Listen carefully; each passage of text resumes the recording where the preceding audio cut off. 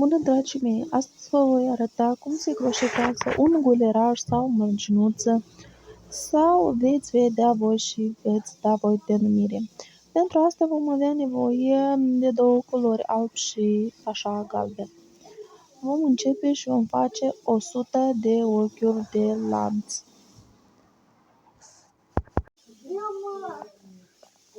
Așa, vedeți, eu am făcut. Deja, iată, așa avem un lănțișor. După care mai facem încă 7 ochiuri de lanț și unde ținem cu degetul, luăm 2 jeteuri și venim înapoi cu 2 ochiuri și facem primul picioruș dublu. După care 2 ochiuri de lanț, luăm 2 jeteuri și lăsăm 2 ochiuri și în al treilea ochiuri la fel facem un picioruș cu dublu, cu 2 jeteuri, da? Ca să avem și să se primească așa pătrățele de acestea. Din nou facem 2 ochiuri de lanț, 2 ochiuri lăsăm și în al treilea ochi facem un picioruș dublu. Iarăși din nou 2 ochiuri de lanț, luăm 2 jeteuri, în al treilea ochi facem picioruș cu 2 jeteuri. Și tot așa facem până la sfârșitul lănțișorului.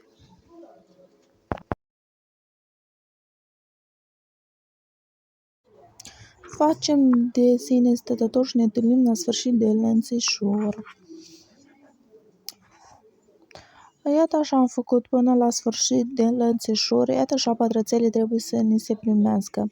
Rândul 2 facem 3 ochiuri de lanț, înturnăm lucrarea, 2 ochiuri de lanț, luăm 2 jeteuri și mergem în piciorușul anterior, da? Unde e piciorușul anterior, acolo mai facem și noi picioruș dublu. Din nou 2 ochiuri de lanț, 2 jeteuri și continuăm cu piciorușele duble. Iată așa, vedeți? Și așa trebuie să facem 5 rânduri.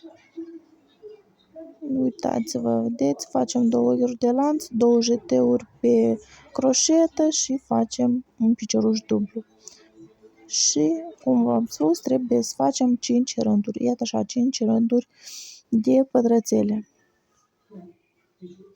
Acum adăugăm cu ață galbenă și facem mai întâi întăritura și începem din primul pătrățel și facem așa 5 piciorușe duble. Așa, uitați. 3 ochiuri de lanț, 2 jeteuri și tot în același pătrățel facem picioruș dublu.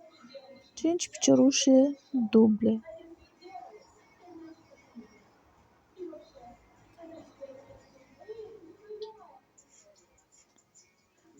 Așa avem 5 piciorușe duble. Continuăm cu 3 ochiuri de lanț și mergem în mijlocul pătrățelului următor și facem un ochi alunecat. După care facem 5 ochiuri de lanț, din nou în mijlocul pătrățelului următor și la fel un picioruș alunecat. Din nou 5 ochiuri de lanț și mergem în următorul pătrățel, în mijlocul pătrățelului facem un ochi alunecat. Și așa trebuie să avem 5 părți de astea, da? 3 am și mai fac încă 2. 5 ochiuri de lanț, merg în următorul pătrățel și în mijlocul pătrățelului fac ochi alunecat. Iată așa. Și am 5 bucățele de astea, câte 5. Continui cu 3 ochiuri de lanț și în următorul pătrățel fac 5 piciorușe duble. Iată așa, unul lângă altul, 5 piciorușe duble. Din nou continuăm cu 3 ochiuri de lanț și facem tot așa cum am făcut de la început, da? Din nou aceste 5 bucăți a câte 5 ochiuri de lanț.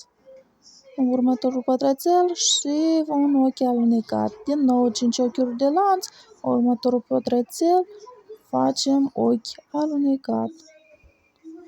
Deci trebuie să avem câte 5 bucățele de acestea, câte 5 ochiuri de lanț și în următorul pătrățel câte 5 piciorușe duble.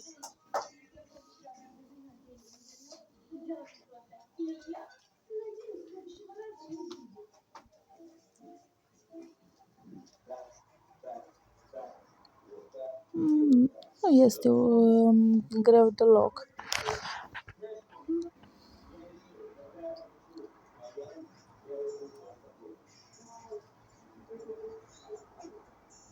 Iată așa, vedeți, sunt 5 piciorușe duble. Și așa facem până la sfârșit.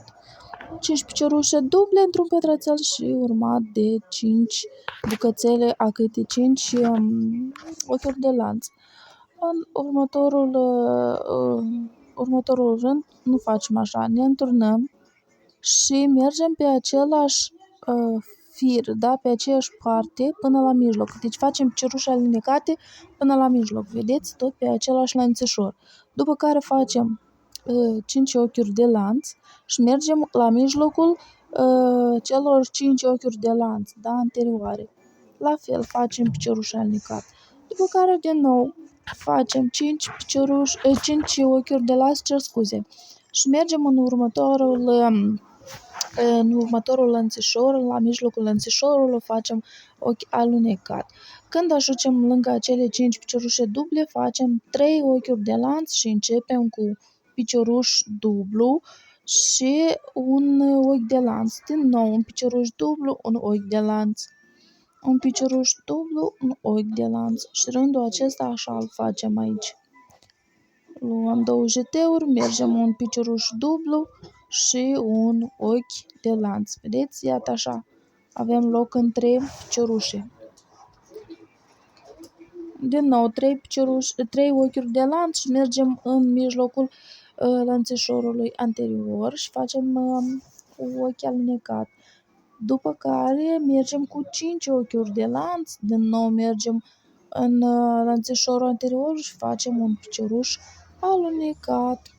Iar când ajungem lângă acele piciorușe duble, facem 3 ochiuri de lanț și facem un picioruș dublu, un ochi de lanț, un picioruș dublu, un ochi de lanț și așa de 5 ori, da?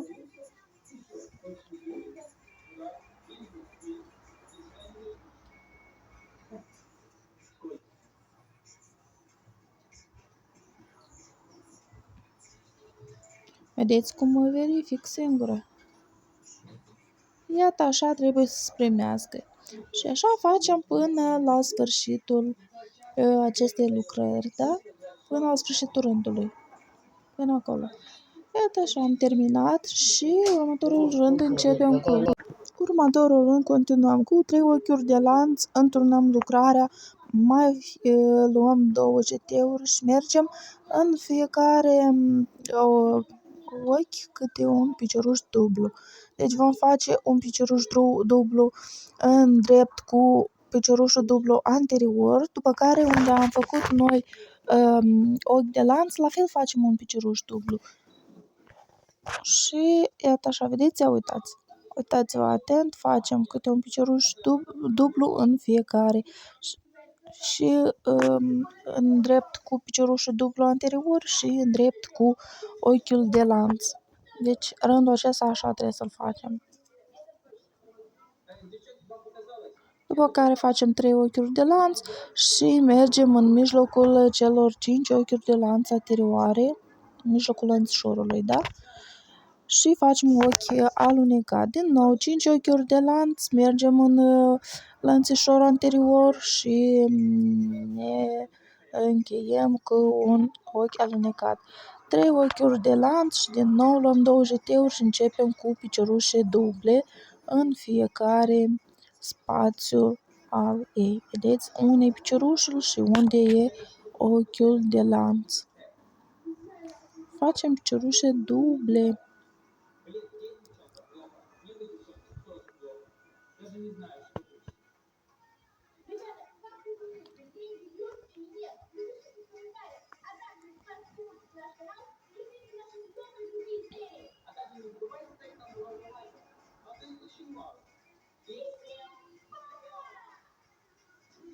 Iată așa.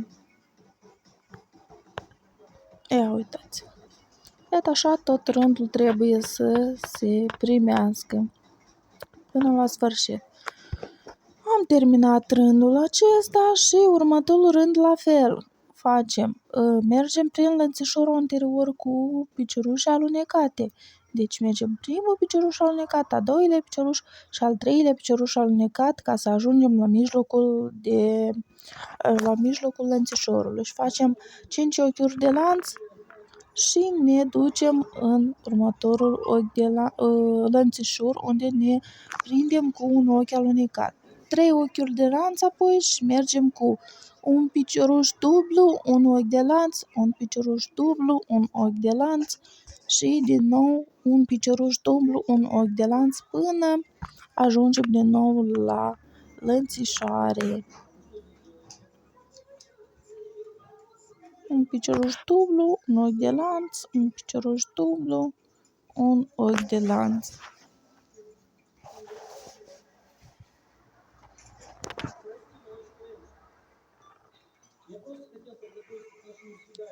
Unul după altul, vedeți? Păi unul după altul făcut. Ia uitați. După care facem 3 ochiuri de lanț și mergem în cerculețele noastre, da? Și ne unim cu un ochi alunecat. 5 ochiuri de lanț, mergem în lănțișorul anterior și ne unim cu un ochi alunecat. Când ajungem lângă piciorușele duble, mai facem 3 ochiuri de lanț și facem un picioruș dublu, un ochi de lanț. Și așa facem până la sfârșitul rândului. Și așa trebuie să se primească. Următorul rând, mergem cu 3 ochiuri de lanț, întârnăm lucrarea și facem ochiuri duble, piciorușe duble facem în fiecare ochi. Vedeți și unde am făcut anterior ochi de lanț și unde a făcut picioruș din nou. Un picioruș dublu, un picioruș dublu, un picioruș dublu în fiecare spațiu cuvenit.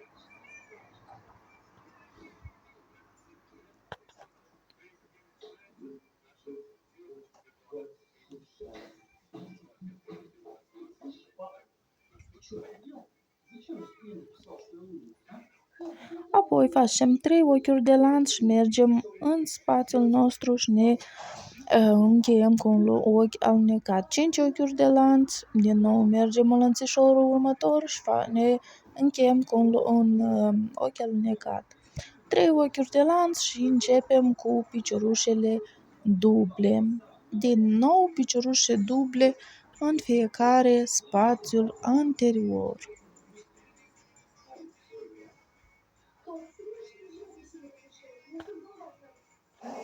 Sper să înțelegeți și sper să se primească și la voi așa drăguț cum mi se primește mie. Foarte tare îmi place, vedeți? Și iată așa până la sfârșit. Cum am început rândul, deci ca să înțelegeți, se aseamnă rândul 1 și cu 2 și cu 3 și cu... Ele seamănă unul cu altul. Cum am făcut rândul 1, așa îl facem și pe 3. Cum l-am făcut pe rândul 2, așa îl facem și pe 4 și tot așa până mai mergem până la sfârșit. Deci am făcut aici 5 ochiuri de lanț și m-am încheiat cu un ochi alunecat, după care merg cu un picioruș dublu și un ochi de lanț, un picioruș dublu, un ochi de lanț. Merg piciorușele duble unul după altul, însă între ele au câte un ochi de lanț.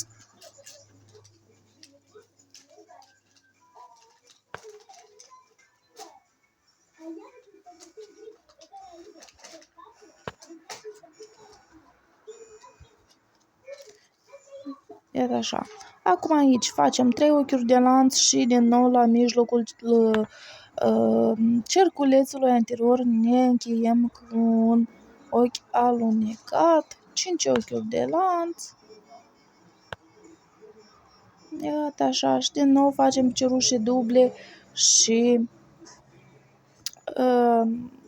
între ele câte un ochi de lanț. Acum, acesta a fost ultimul rând. Acum facem așa pe mărginuța acestei minunății. Deci facem 3 ochiuri de lanț și în următorul ochi facem cu un ochi alunecat. 3 ochiuri de lanț, în următorul ochi ne încheiem cu un ochi alunecat. Din nou, 3 ochiuri de lanț, în următorul ochi ne încheiem cu un ochi alunecat. Și așa trebuie să facem tot mărginuța. 3 ochiuri de lanț, în următorul ochi ne încheiem cu un ochi alunecat. 3 ochiuri de lanț, în următorul ochi luăm și ne încheiem cu un ochi alunecat. 3 ochiuri de lanț, în următorul ochi ne încheiem cu un ochi alunecat.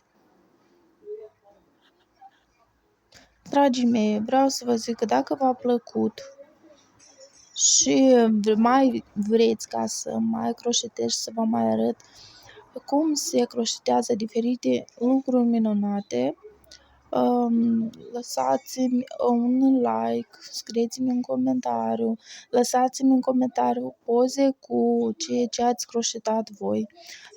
Scrieți-mi la fel în comentarii ce ați dori ca eu să croșetez. Lăsați-mi un subscribe și un like. Și vă aștept mai des pe pagina mea de YouTube.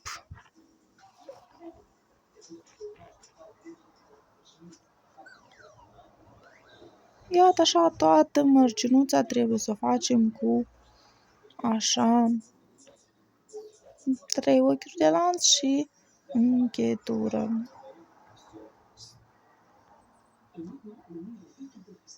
Ia uitați-vă ce minunăție frumoasă! V-am arătat eu astăzi cum se croșetează. Foarte frumos, mie foarte tare îmi place. Iată așa, vedeți? Vă doresc numai bine, sănătate și spor la